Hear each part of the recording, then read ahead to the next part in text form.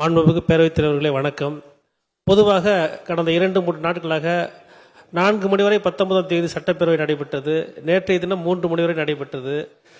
இங்கே இருக்கக்கூடிய சட்டமன்ற பேரவர்கள் எல்லாம் வெளியில் செல்வது கேள்வியில துணை கேள்வி இருக்கா? இல்ல பஸ்ல பஸ் போக்குவரத்து கேளுங்க. போக்குவரத்துங்கய்யா, போக்குவரத்து கேக்குறீங்கய்யா.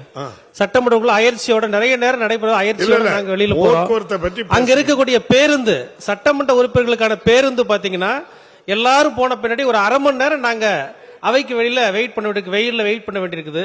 அதனால ஒரு பேருந்து அங்க வந்து முடிய போற நேரத்தில் ஒரு 2 நிமிஷத்துக்கு மட்டும் எங்க பேருந்து நிறுத்தினாக்க நாங்களாம் உடனே போயிருவோம். ஏன்னா கார்கள் அவங்க எல்லாம் போயிடுறாங்க.